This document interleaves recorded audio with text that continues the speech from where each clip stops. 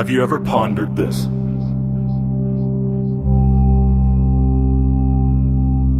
We can connect across oceans from our own beds, yet we are facing a literal loneliness epidemic. The more our awareness grows, the darker and more isolating the world seems to become. Some even wander the night's shadows, waiting for whispers of the long gone just to find a tangible shred of memory in the universe. My name is Dakota Frandsen. I'm not here to prove the supernatural is real or to tell you how to live. I am here to offer a wake-up call. I've witnessed fascinating things, but instead of grasping at threads, asking if ghosts or UFOs are out there, maybe the question we should be asking is, are we truly unknown?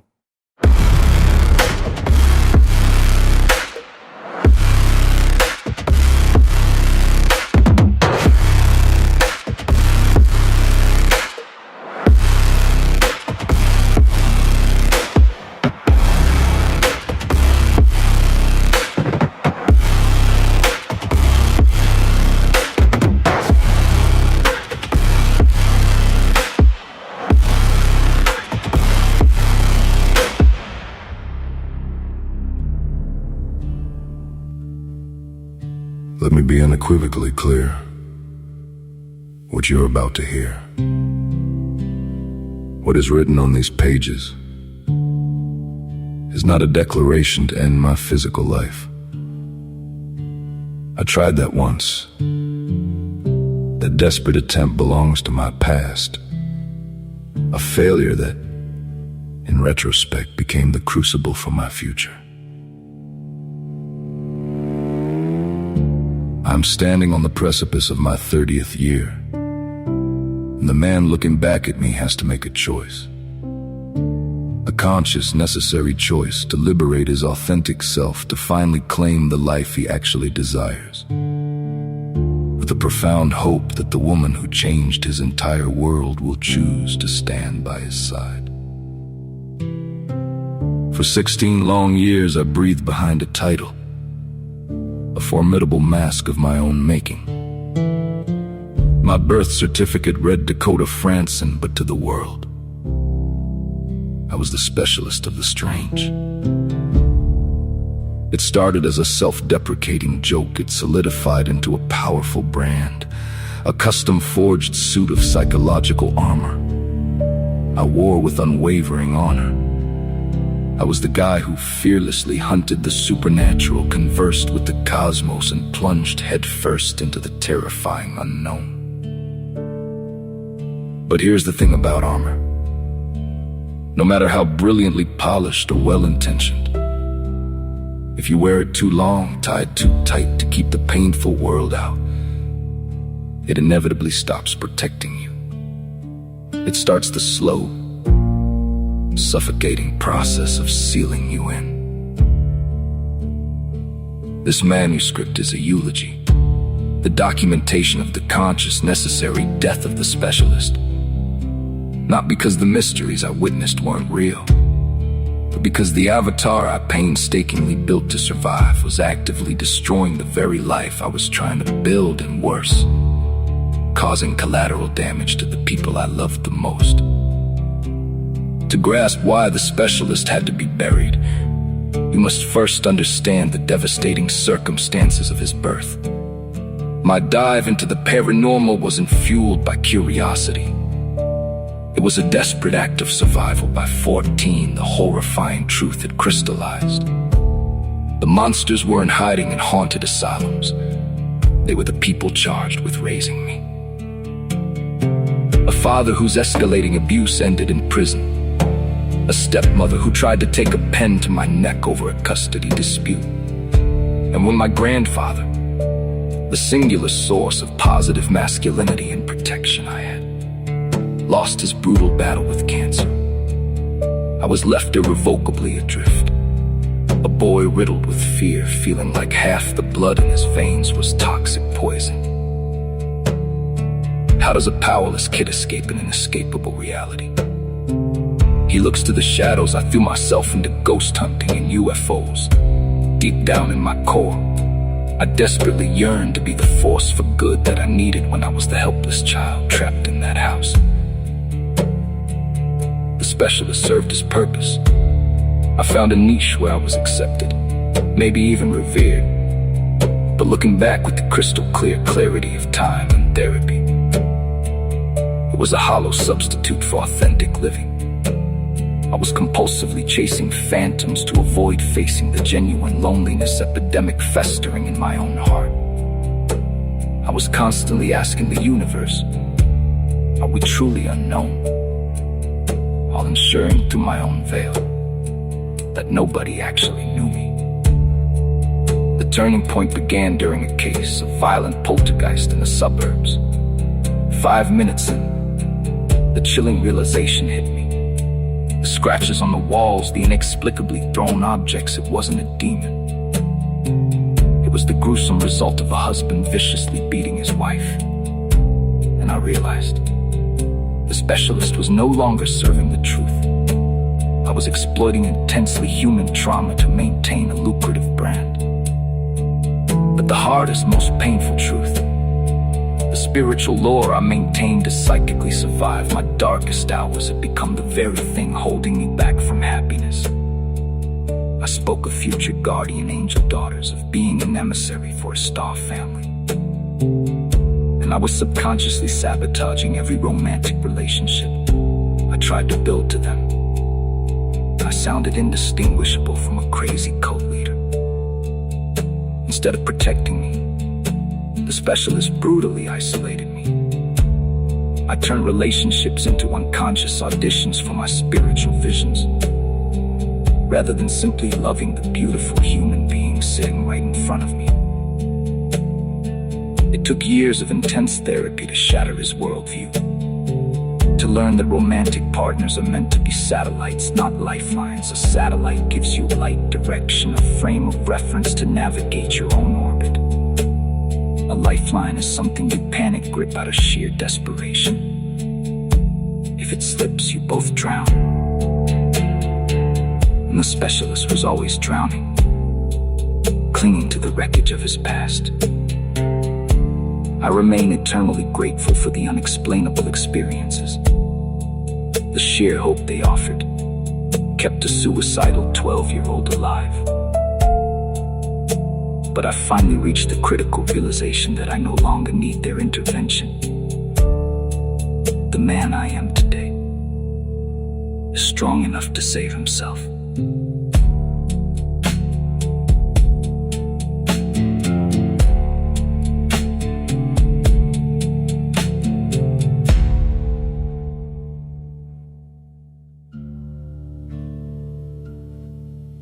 Because a remarkable woman with a profoundly patient heart entered my life.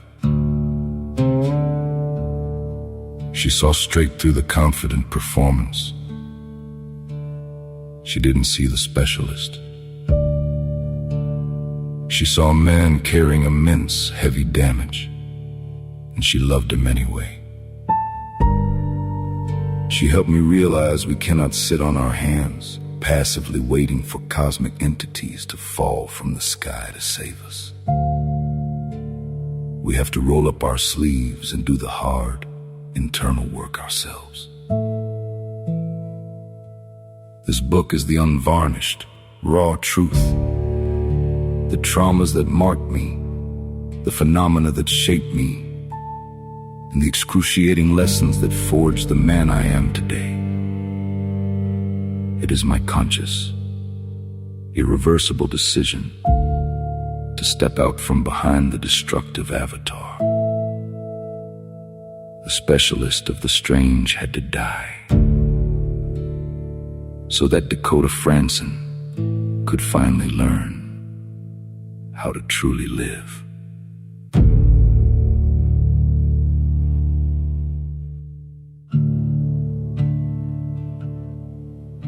For 16 years, I wore a title that started as a simple joke, but rapidly calcified into an impenetrable suit of armor. I presented myself to the world as the specialist of the strange. I built my entire legacy, my shield, my currency on that singular persona. I was the guy you called when the strange was too strange for mere enthusiasts. The expert who didn't just believe, but understood the mechanical, cosmic clockwork behind the hauntings. But here's the truth about armor. Wear it too long and too tight, and it stops protecting you. It suffocates you. The immense, unyielding weight of being the specialist began to fracture the man underneath piece by piece until the cracks were too wide to ignore. Looking back, with the blinding clarity of intense therapy, I understand now. The paranormal wasn't a career choice. It was a desperate survival tactic, a lifeline thrown into a raging emotional storm that threatened to drown me at a tender age. At 14, I used my height to fake being older, and I plunged into the shadows because my reality was too agonizing to face. Home wasn't a sanctuary. It was a war zone. I was reeling from the constant danger of an abusive father, a stepmother who casually tried to stab me with a pen in a fit of rage, and the soul-crushing lie told by the adults around me that my blood was poison, that I was tainted, unworthy of love. When my grandfather died, the only person who truly saw me, my world collapsed. I needed an escape. A total translocation of self. I needed to be the force for good that was so brutally absent in my own terrified childhood. So, brick by terrifying brick, I built the specialist. For a long time, the mask did its job flawlessly. It kept me safe from the crushing pressure of my own reality. I hunted ghosts across the country, rubbed shoulders with celebrities, hurled myself into the darkest corners of the unknown. I was important, I was needed. But the truth gnawing at the edges of my mind was that it was all a hollow substitute, an artificial replacement for the genuine connection I desperately lacked. The applause was loud, but it didn't echo in my empty rooms once the camera stopped rolling. I stood behind microphones, projecting authority, asking the universe, are we truly unknown? While making damn sure no one actually knew me. I perfected this. Tom Ellis from Lucifer Charm. A witty, imposing facade designed to instantly repel anyone who dared to peer behind the curtain. I was consumed by terror, terrified that if they saw the bleeding man beneath the armor, the boy who still flinched violently at loud noises, they would run in disgust. So I gave him the specialist, flawless, untouchable, always in control, and utterly devoid of need.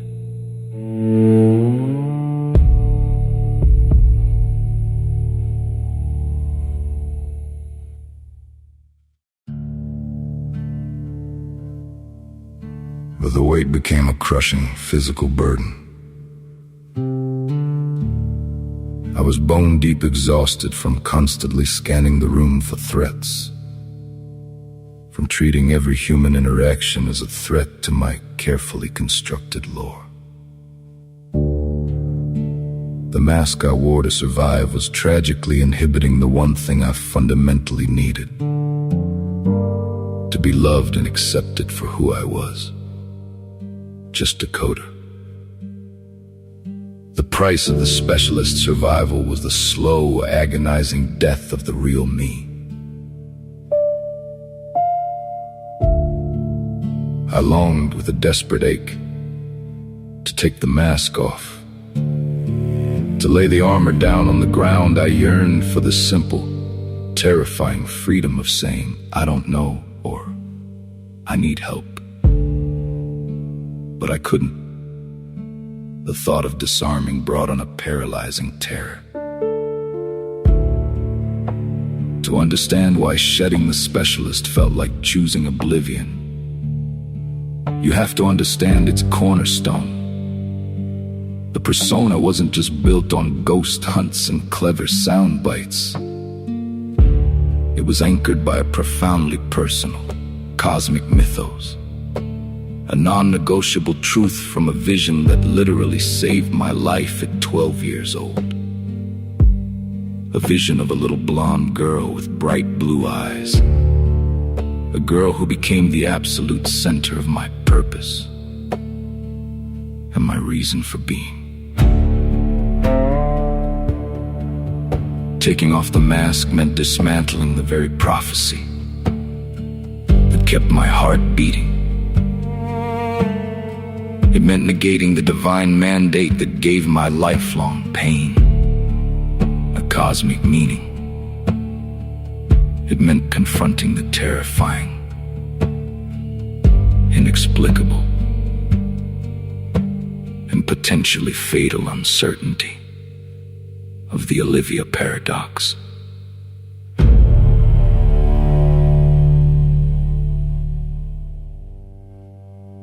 The darkness that consumes a 12-year-old boy isn't born of complex philosophy. It is a specific, terrifying suffocation.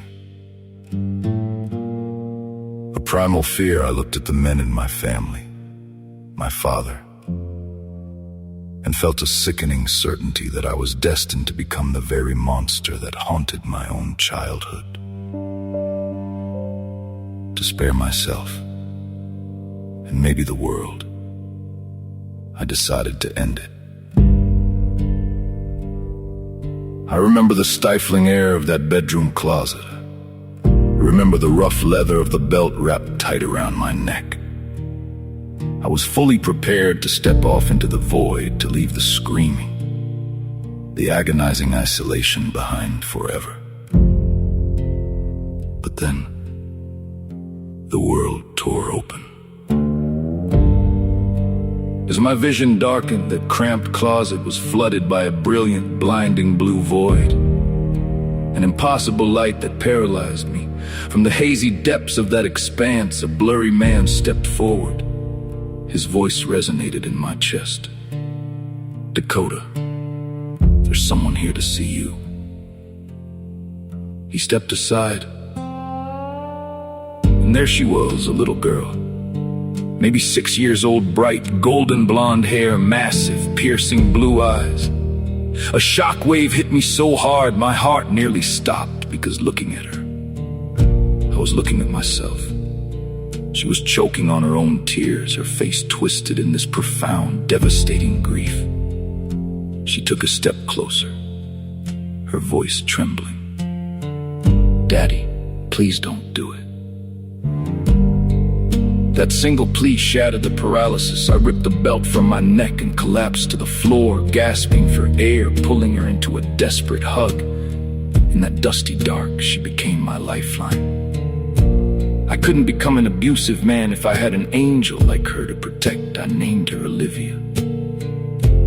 But salvation comes with a heavy chain. How does a kid process that? Either my brain executed a miraculous, hallucinatory failsafe, or I had just defied every known law of the universe. As I grew older, Olivia became my shadow and my compass. If I was gonna be her father, I had to find her mother. And that desperate search morphed into an obsessive filter for my entire life. Every romantic encounter became a high-stakes audition. I was running mental calculus on every woman I met, looking for the missing piece of a puzzle only I could see. And the pressure was suffocating. When I finally shared the truth, I didn't sound like a vulnerable guy sharing a near-death experience. I sounded like a crazy cult leader pitching a delusional prophecy. I was actively poisoning my present to chase a ghost from my future. But she wasn't just a ghost. Years later, my grandfather, my rock, my surrogate father, was losing his battle with cancer. The house smelled of sterile supplies and impending grief.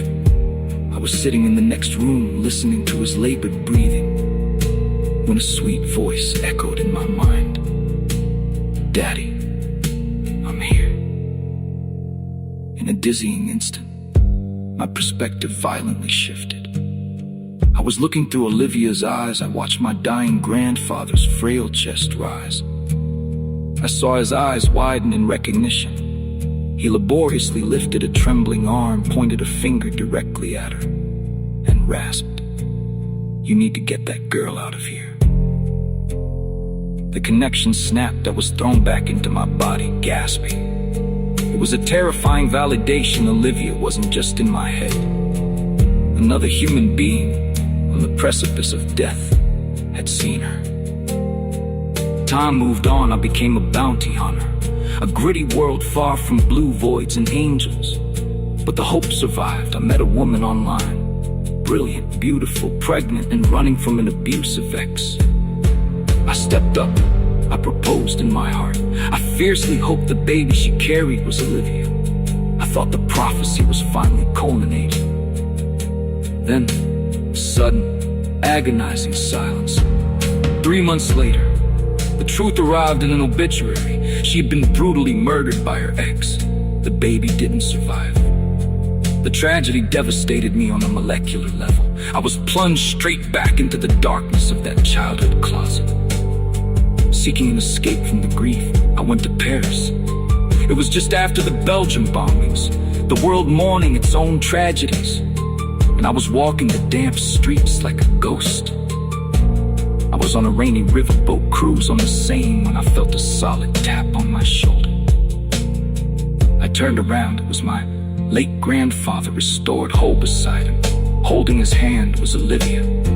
He looked at me with a gentle finality and told me they wouldn't be appearing as much anymore. Because I was strong enough now, I panicked.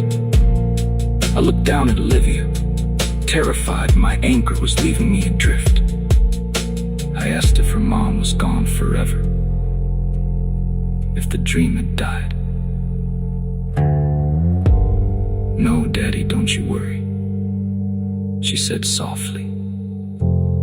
"Mommy's coming soon. Just keep fighting. Mommy needs you to help her."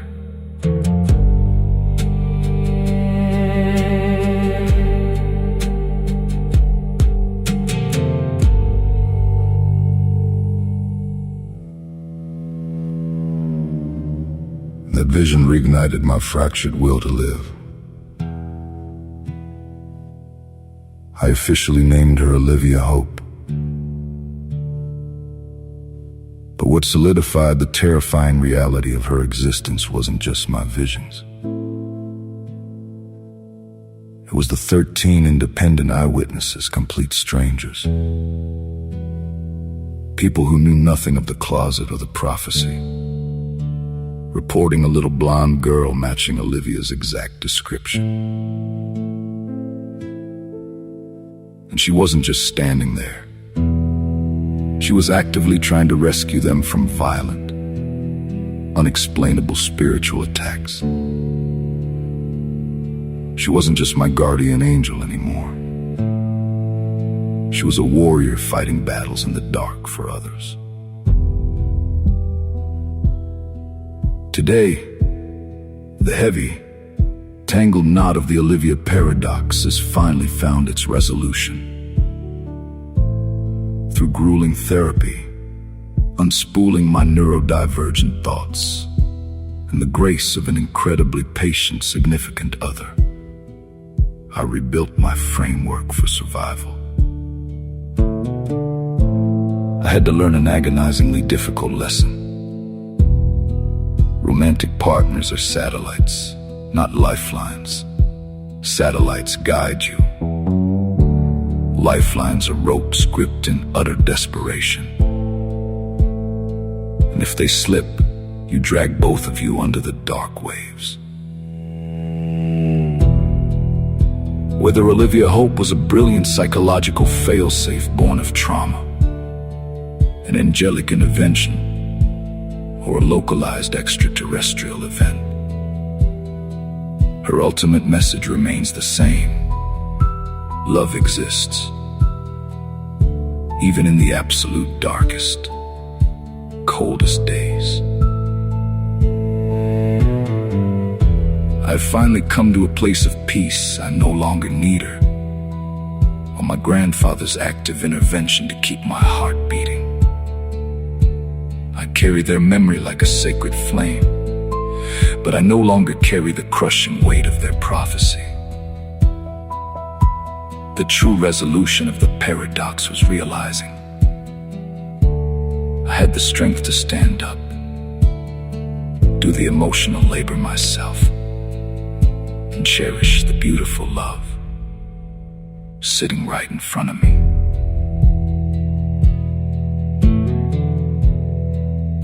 I stopped looking for the mother of a ghost and finally started living for the woman holding my hand today.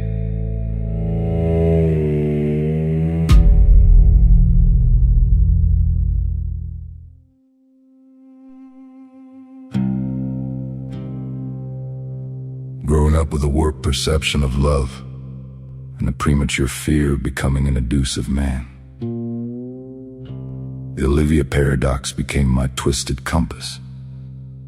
I believed that to honor the little girl who saved me in that closet, I had to manifest her into reality. That meant finding the perfect mother. For years, I allowed this subconscious mandate to turn every romantic connection into a grueling, high-stakes audition. I won't recount the specifics of every failed relationship, every tragic loss, or every false hope that left me stranded in despair. The details blur together into a singular, exhausting narrative of self-sabotage. The true challenge wasn't just the heartbreak, it was the suffocating, invisible pressure I brought into every room I entered. Imagine trying to build a foundation with someone, only to realize the man you are dating isn't looking at you. He is looking through you, measuring your potential against a literal prophecy. I was asking ordinary, flawed, beautiful human beings to step into the role of a star wife, to birth a star child. It was an impossible, unfair standard.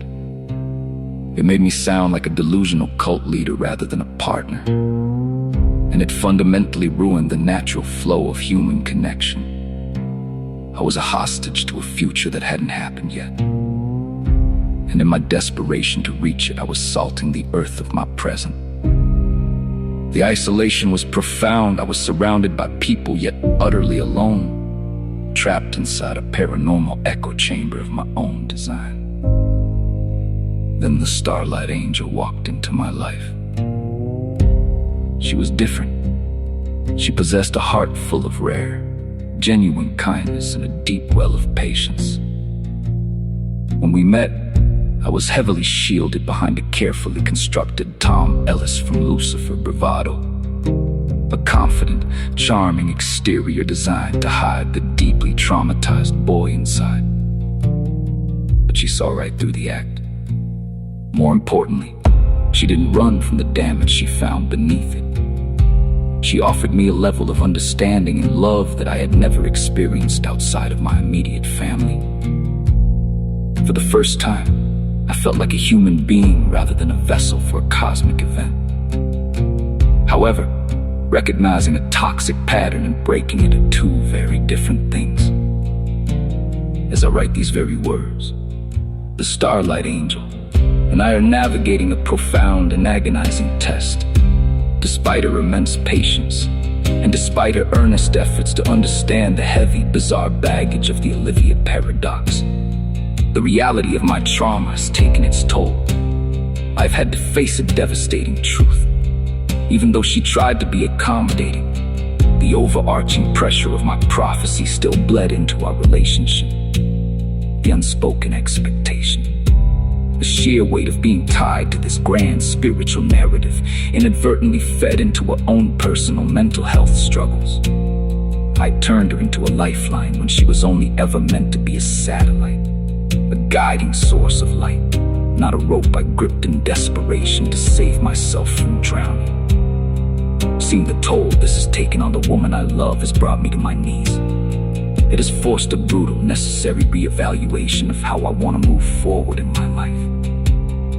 I realized that if I continue to cling to the literal interpretation of the Olivia Paradox, I will crush the very real, very beautiful love standing right in front of me. I cannot sacrifice the mental well-being of the woman holding my hand today for a phantom of tomorrow. I have to make a choice. I have to let go of the grand, cosmic afflictions I believed were plotting against me, and accept that much of the chaos was just my own unhealed mind getting the better of me. To save my relationship, and to truly save myself, I have to let go of the identity that kept me tethered to the paranormal for the last 16 years. The world has known me by a certain name, a title built entirely on my encounters with the impossible. But that persona is too heavy now. It is too destructive. To embrace the starlight angel, to finally live in the tangible present, that old identity has to be laid to rest. Which brings us to the next chapter of this journey. What follows is the unedited transcript of a deeply personal transition. It is the audio from a corresponding episode of my new motivational podcast, Are We Truly Unknowing?, where I finally put the past in the ground. This is episode 4, The Death of the Specialist.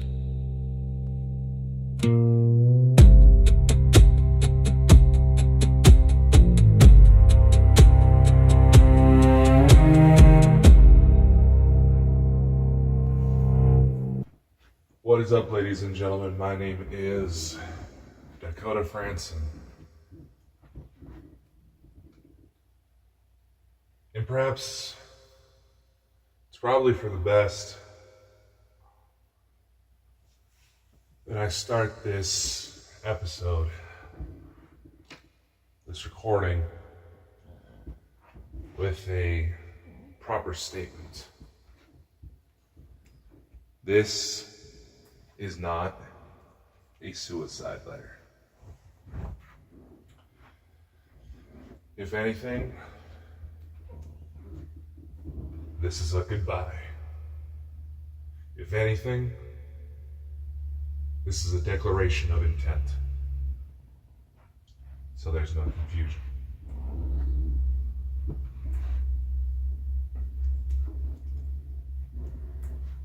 Because by the title of this episode,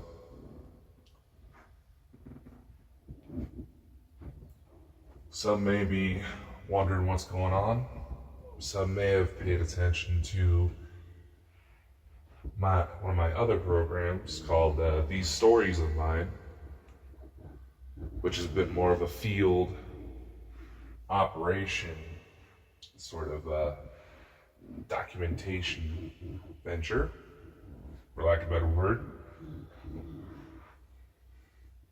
Or maybe you're one of my loved ones that I've recently had to swallow my pride with. And as much as I found the emotions and the things I needed to say literally catching in my throat,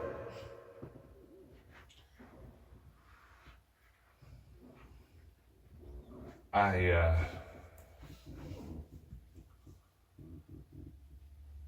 just had to, because if you're hearing the sound of my voice, you can probably tell that I'm starting to crack already.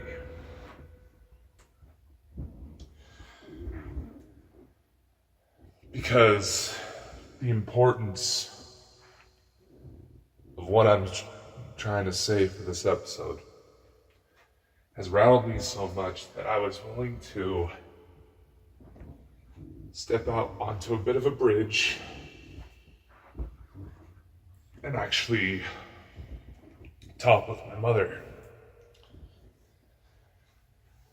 who, because of her career as an emergency dispatcher, sometimes makes the notion of deep personal disclosures a bit of a touchy area, because I don't know if I'm going to get my mom or the dispatcher who's going to be listening for whether or not police or an ambulance is going to be needed.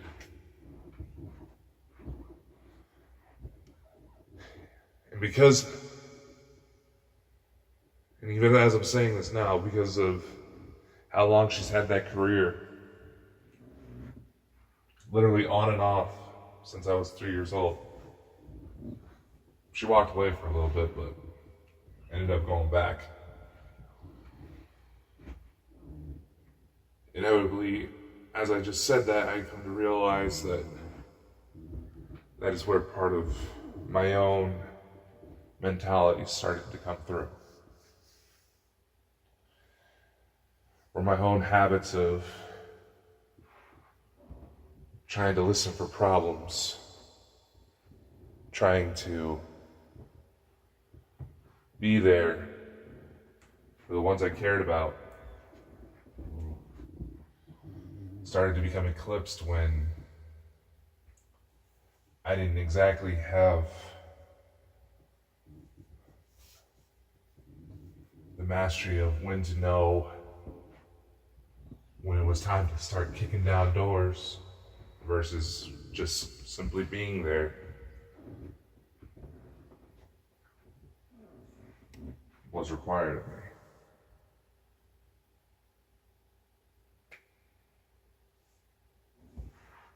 And what further inspired me to record this episode and even write out a quick little corresponding book that, pending no technical issues arise, should have dropped and is available for sale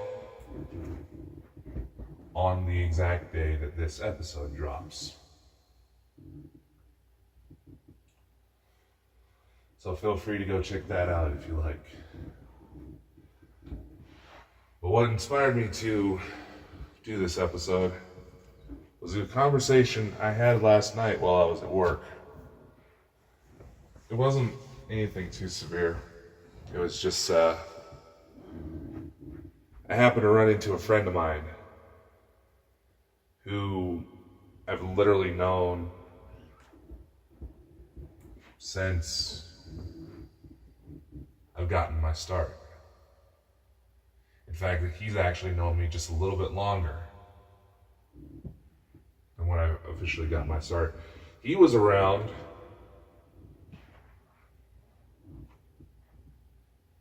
when I first found out about my father, even a little bit before that. He was around when I completely, utterly, and embarrassingly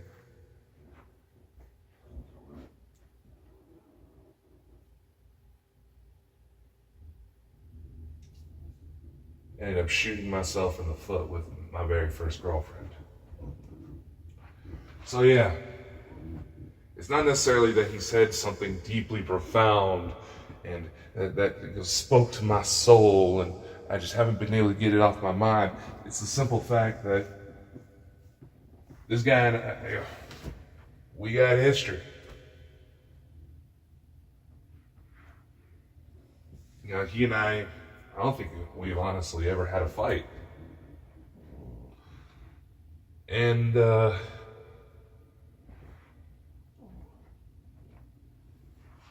just a little over 2.5 years ago,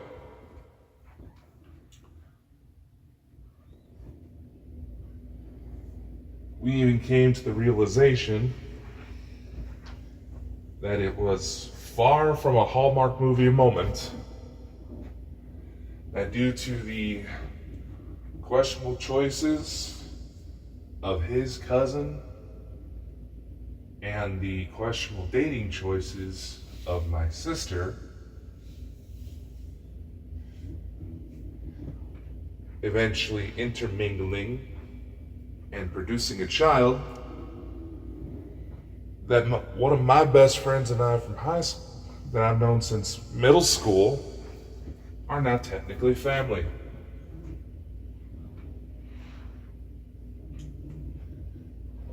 One of my best friends from school, who has known me since some of the worst events in my life took place,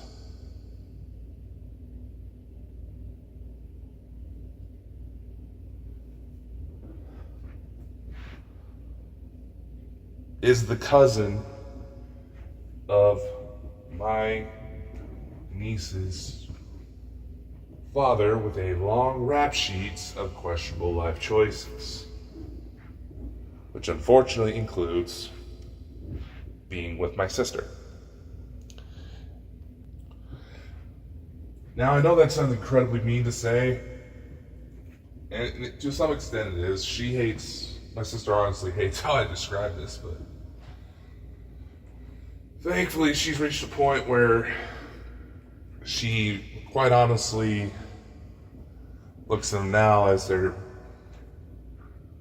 trying to navigate visitations, so Harper, my niece, could have some sort of relationship with her paternal side of her family.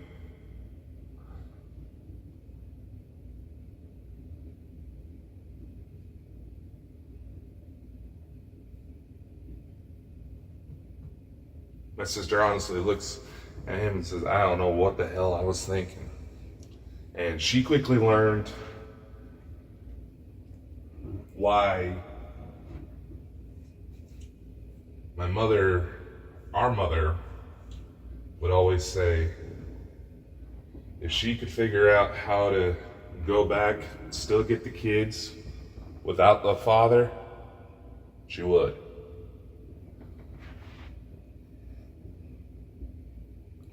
So I guess there's some growth, but you have to also realize from the perspective of me and my buddy, we meet up, we talk about things going on in life, things with our family. He would go off telling me about this girl that his cousin was dating, who was just absolutely tearing into him over the phone.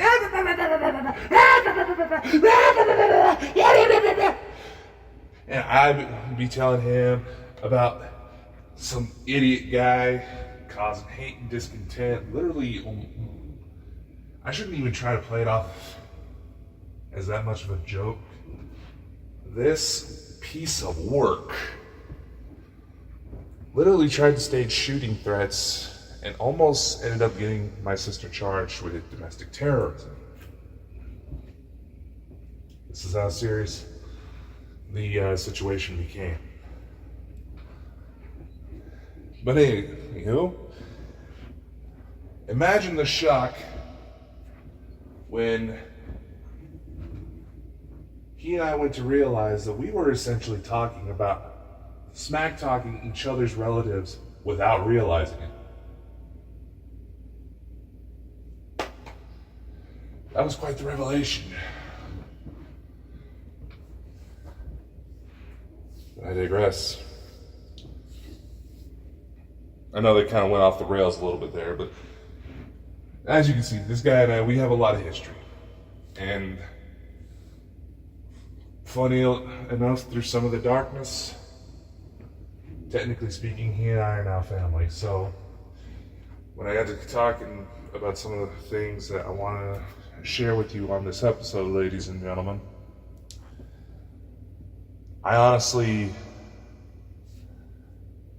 would not be able to hold up a straight face, because this guy and I, we've known each other for so long. He was around before I really started to figure out how to build this stoic armor that led to people making jokes that I'm just like Dean Winchester, or that I have the brooding superhero vibe going, like Wolverine or Constantine, or hell, for the Pride and Prejudice fans, there was even some comparisons to Mr. Darcy.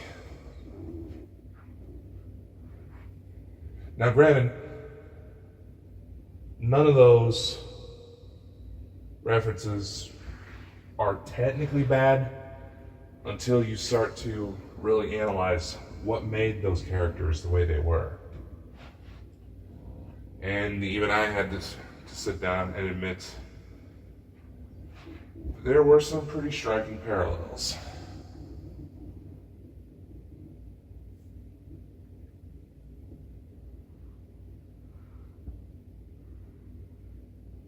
It's gonna be a heavy one. I digress. See, without going into too much personal detail, because the situation is still ongoing and she may actually listen to this,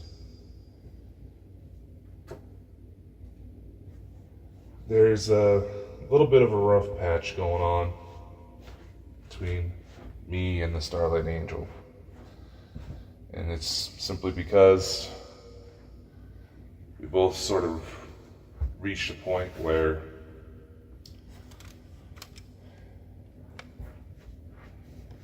we started to realize maybe our lives aren't exactly like how we want them to be. And we've been trying to take steps to correct them. And there's aspects of it where, honestly, she and I have both felt that we didn't want to drag the other into the mess that we were in, so that we didn't hurt their potential. And I tried to recently make a little bit of a move, motivated by my passport being renewed and arriving in the mail a little bit quicker than I anticipated. Honestly, but essentially made a move that would escalate the relationship, try to move things a little bit forward. When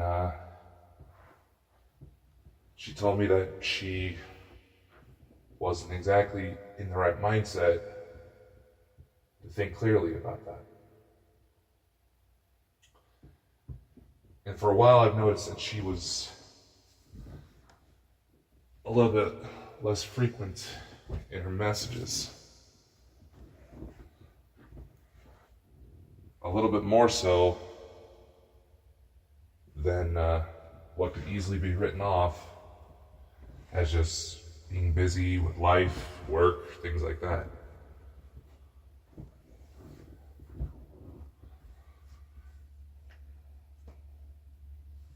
And needless to say, the things that she pointed out, I know that partially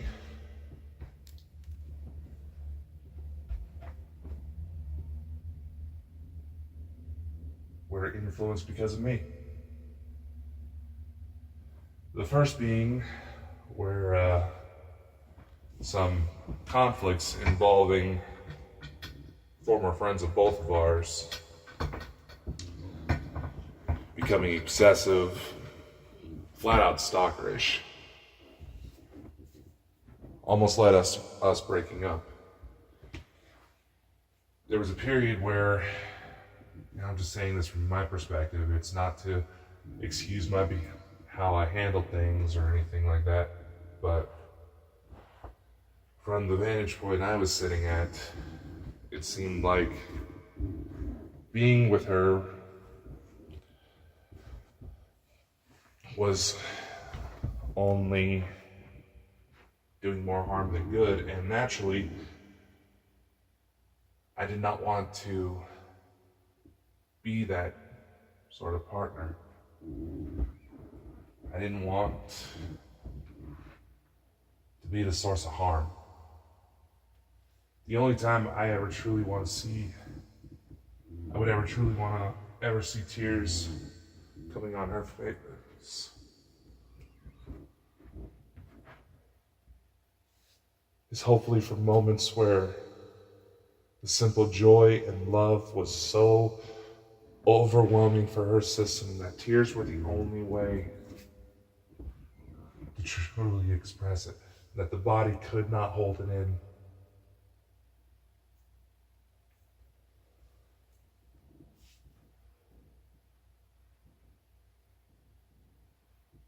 But in the distance, I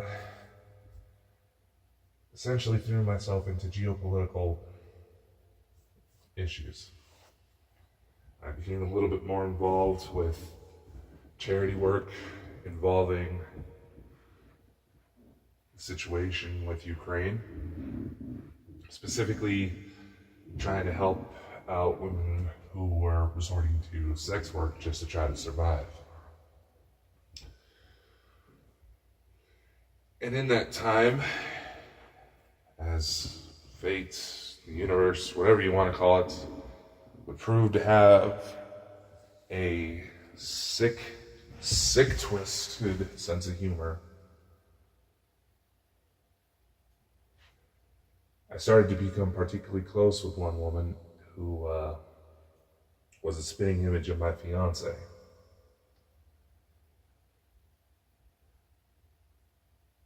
Near perfect doppelgangers that could have made them long lost sisters.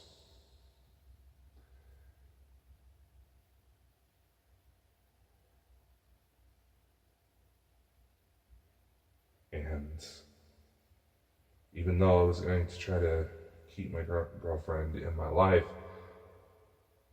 as a friend, we both did sort of make a deal, even though I ranted and raved and practically growled under my breath about how much I hated it, the idea that if we ever found someone else, if we ever reached a point where we decided that things weren't right between us, or maybe that we found someone else, that we would just be upfront and tell the other.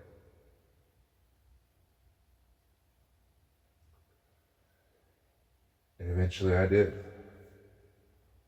Not because I didn't want to not have her in my life anymore, it's just I didn't want to be a source of pain.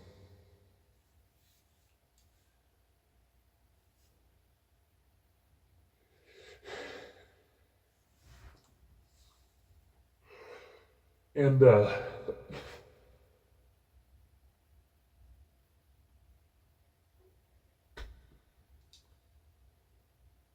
she even sent me a picture. Her face red, her eyes looking a little puffy, just bawling. Because she thought I was going to be gone forever. She would even message me in the brief little time that followed that she would start listening to some of the music I put out, saying that she never really listened to it before, and would say that was really good. She was essentially clinging on to me like I had died. And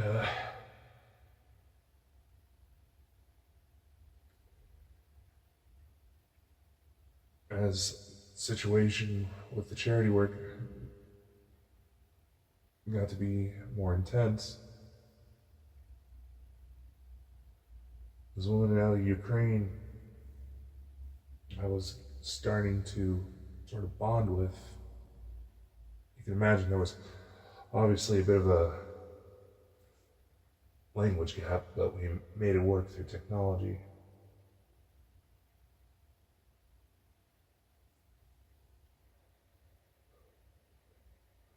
She would lose her life on her birthday, of all days, in a drone strike.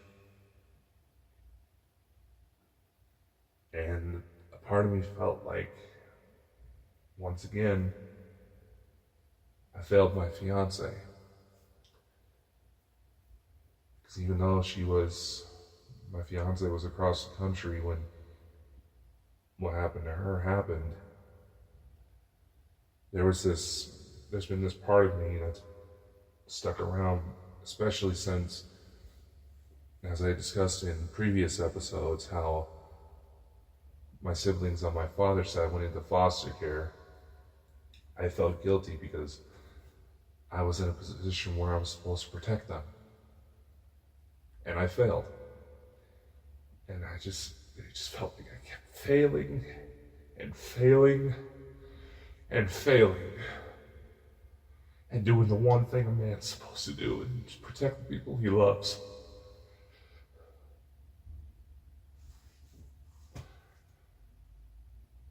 And when it happened and I found out, I told her, my lady. And she did her best to try to support me, and it seemed like we were back to our usual selves. And after a couple months went by,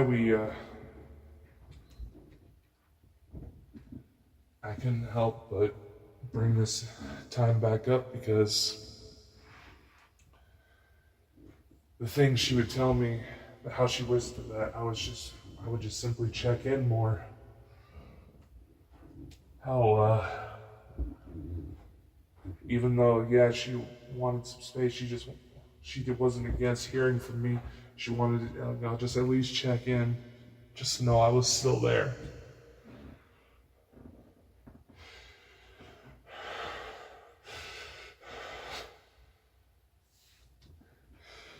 Give me a moment.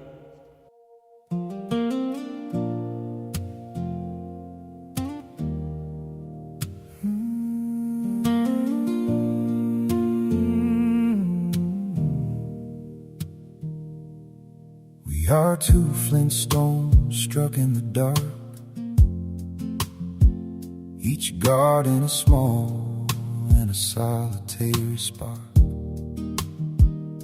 The clouds moved in with a leaden weight, pressing down on the hearts we tried to create.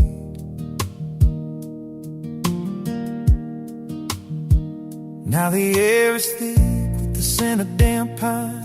Tending to my ghost and you're tending to thine. We've pulled our coats tight, turned away from the gale to fix the foundations where we started to fail. But is this the season where the fire goes cold? Cup in my palms against a wind so bold. The rain is relentless, timber is soaked in the grayest of silences. Our love is cloaked. I'm terrified, darling, as the sky turns to black. When the sun finally breaks, will you wanna come back? You're a fortress of iron, I'm a mountain of stone. We've always known how to stand quite alone, but this fog in my mirror, this weight in my head, has left the bright embers hanging by a thread. I watch the smoke rising from the edge of the wood. I'd reach through the deluge to you if I could, but we're both treading water in our separate storms, waiting for the weather to let us be warm. Is this the season where the fire goes cold? Cup in my palms against a wind so bold. The rain is relentless, the timber is soaked in the grayest of silences. Our love is cloaked. I'm terrified, darling, as the sky turns to black. When the sun finally breaks, will you wanna come back? Am I just a shadow in your storm-darkened eyes? A memory of warmth under clear skies? skies as you dry out your spirit and you outrun the rain. Will you find that you've outgrown my corner of the plane? I want you to heal, I want you to shine. I just pray that your hand still seeks out mine. 'Cause you're the gold at the end of the grave, but I'm scared I'm the weight that you'll wash away.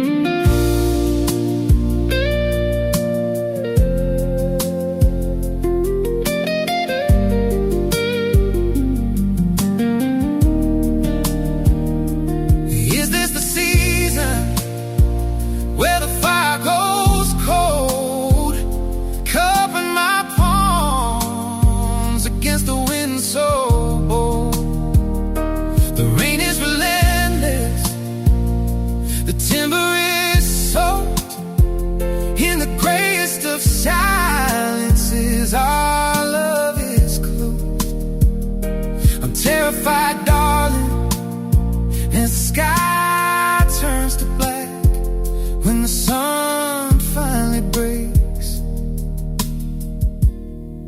Will you wanna come back? The clouds are shifting, slow and gray. I'm still here, blowing on the ash of today. Just a bittersweet ember, a low, steady light. Will you still warm my fire at the end of the night? At the end of the night, I'm still holding the light. Are you coming back? Okay, I'm back. I'm back. I'm okay. I warned y'all this was going to be a heavy one.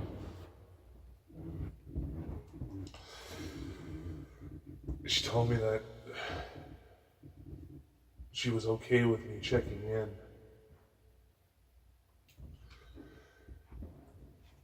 Just to let her know I was still there. And I had to apologize to her.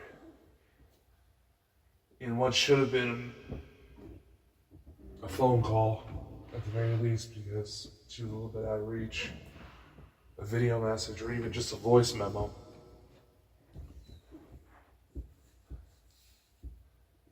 I apologize because I didn't know how to handle, and even told her then that the only reason it happened was because I felt like if I stayed, I was only going to cause problems, and I needed to put that energy elsewhere. And that just seemed like a good opportunity at the time. And now, maybe what was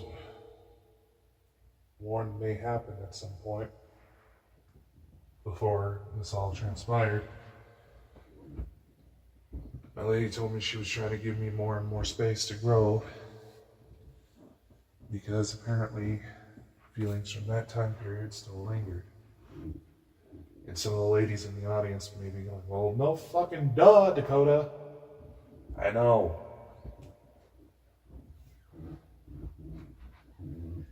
And now I find myself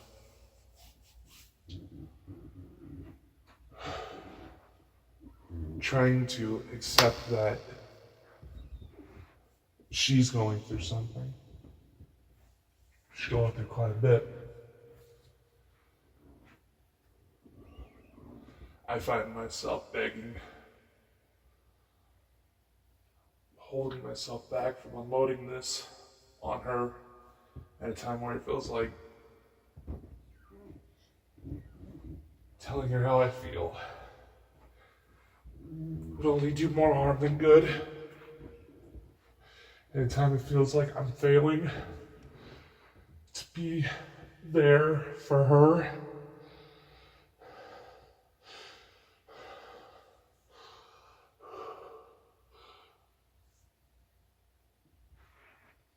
I find myself begging to her picture, begging to gods, angels, hell, even fucking demons,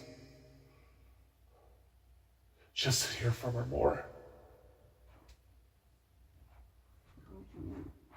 She's doing her best to get herself out there, and I couldn't be more proud of her for taking the steps that she is. But if some chance she decides to listen to this, I hope you know it's true. And I hope that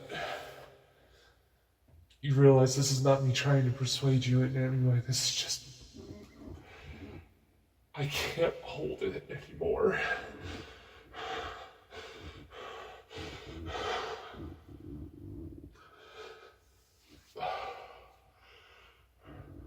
To the men out there,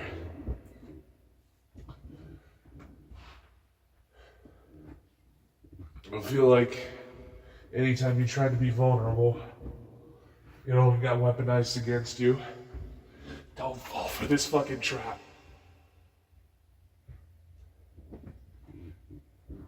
Don't fall for it. Be vulnerable when the time is right, so that you can keep up that strength that the people we care about need.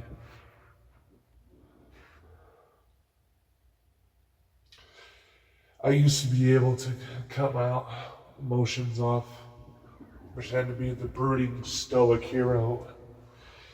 But lately, I feel like I can't do that.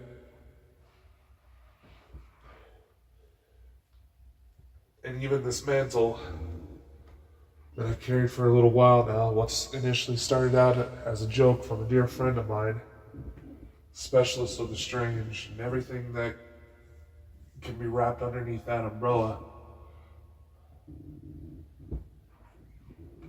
I came to realize that on top of this, on top of the almost borderline cult mentality that trying to look for some prophesized love to bring a child into the world, the type of unimaginable pressure that it obviously brings on to even the most open-minded of individuals. I realized that the specialist of the strange needs to die.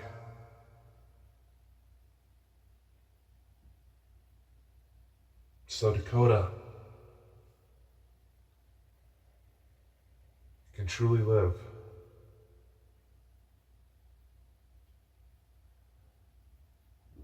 And left behind him, the specialist will retain the skills, the knowledge, but Dakota's the one that's going to ultimately decide when those will apply from here on forward. Will I still get involved in the paranormal? Of course.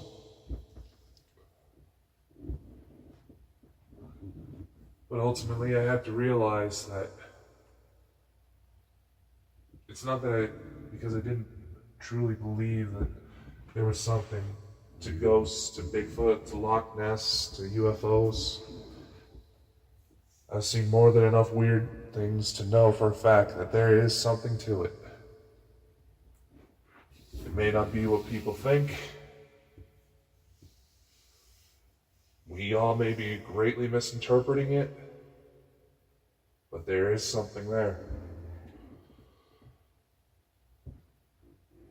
And I realized that me going into the supernatural was merely a mask, a superhero identity that while it granted it helped me get into enough of the limelight where I got to meet and even collaborate with some of my favorite celebrities, some of the biggest names out there.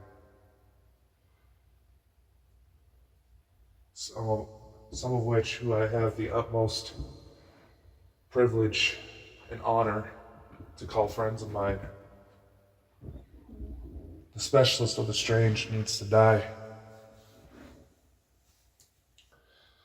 And as for Olivia and the overall Olivia Paradox, I admit that too much weird has happened with that to truly rule out that it was some sort of grand psychological hallucination. Or perhaps it was a hallucination given life. There's not enough information to really determine for sure.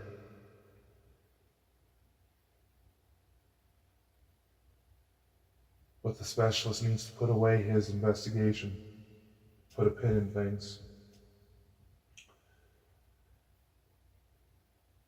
so Dakota can truly live with what that day was supposed to mean.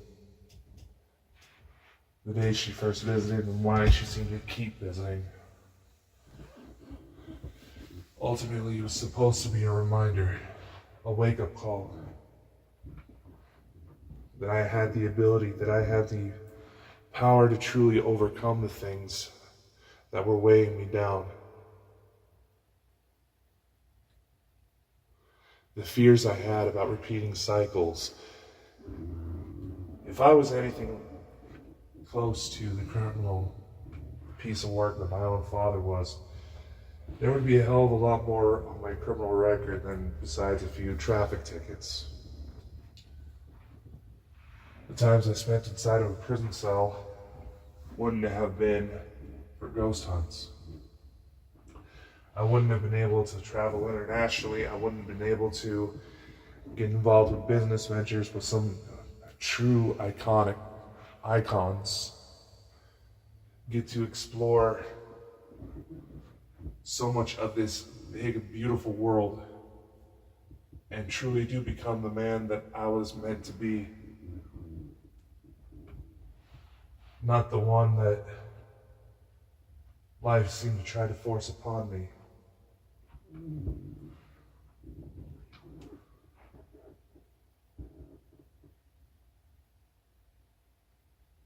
That's what the Olivia Paradox was truly all about. And the specialists put together one hell of a dossier on that situation.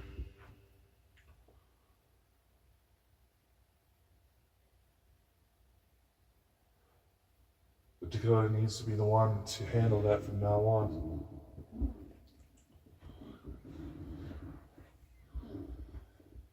So that he can be the person that he was meant to be.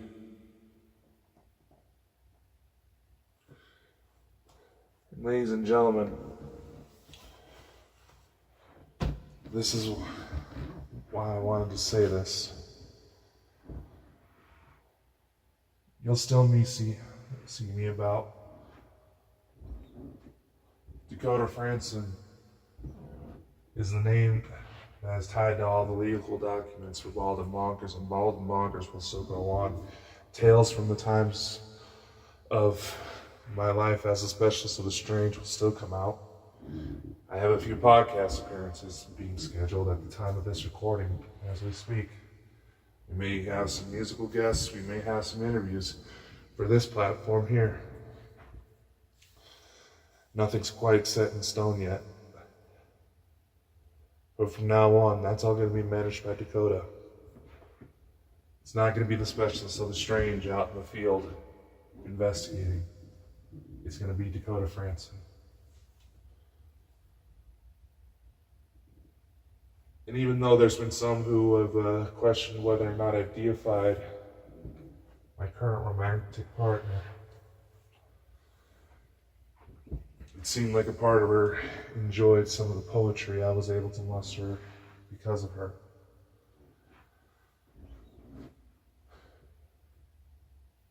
So to you, my starlight angel, if you're hearing this,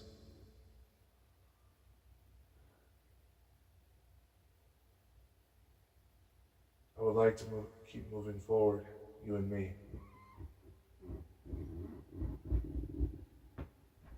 not as people interested in the unknown, but as just the two crazy, overthinking, flawed people who found something special, just as me and you. Everything else, yeah, you can still be a part of it if you want. It'll help keep life interesting. It'll have us build more stories together.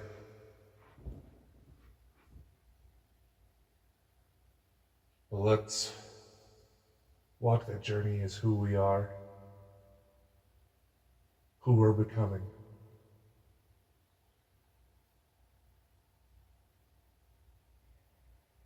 Not as who we try to be in the public eye. And for those of you listening, I do hope that me risking everything to say this in a public manner, on a public platform, you do the same.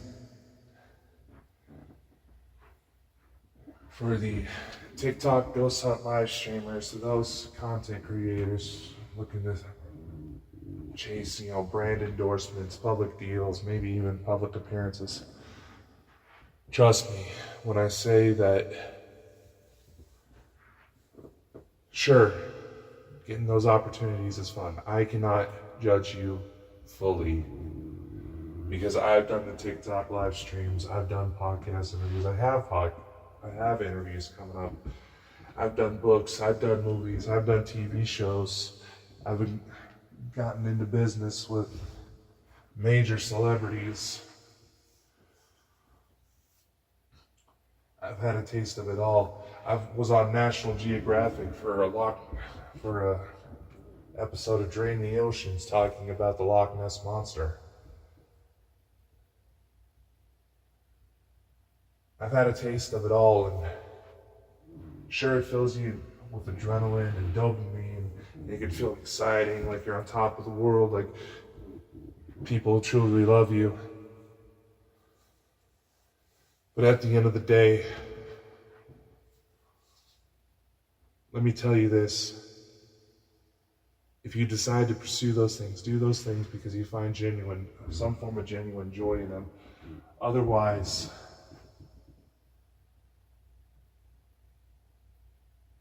you may be surrounded by thousands of people.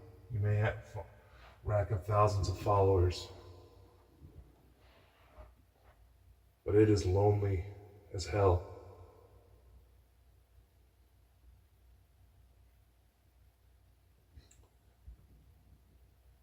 There was a conversation I had with my therapist where they was talking about these things, and they asked me, what kind of man would I respect?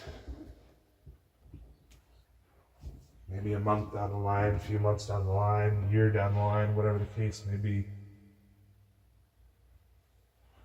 One man would I truly respect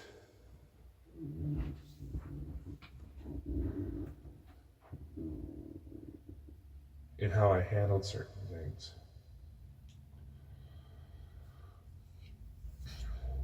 Ultimately, I gave it some thought and came to the realization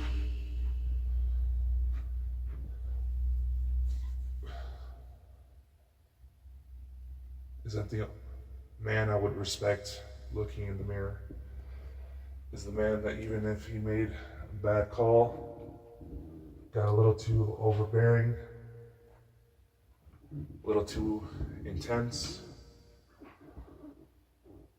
a little too overly excited, the man I would truly respect is the man who ultimately chose what he wanted with love. Genuine love. And to the woman that I call my starlight angel, I I think for the first time in my life, I'm really starting to see what that means.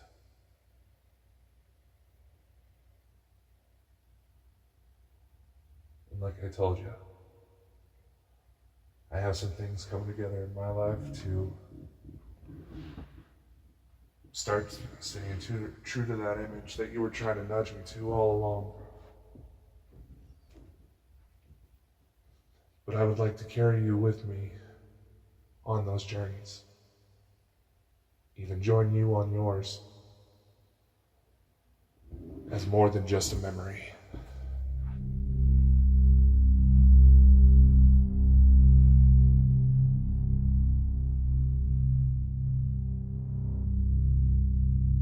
We broadcast our thoughts into the ether, hoping someone, somewhere, is listening. But the true cure for this epidemic of isolation isn't just speaking into the void, it's sharing the signal.